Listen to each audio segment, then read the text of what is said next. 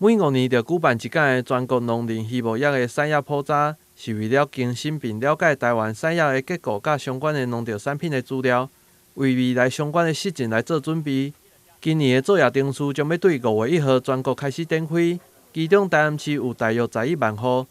将会动员千人来进行普查。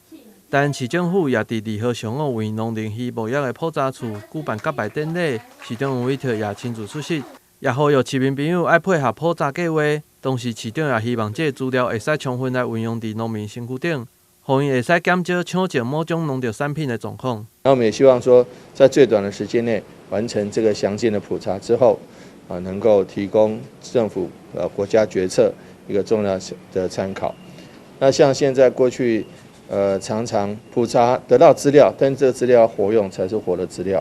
像过去常常有人抢种啦，譬如说高丽菜啦，譬如说某些特定的一些农作物，或是畜产品，或是水果，有时候种得多，到时候变成产销会失序，所以能够及时预警，及时真的跟农民这个做一些规划，我觉得这个是反而是好的。因此呢，有赖于及时的资讯，有赖于这个普查的资料。那也谢谢同仁的努力，希望说这个普查能够快快来做，早早的好。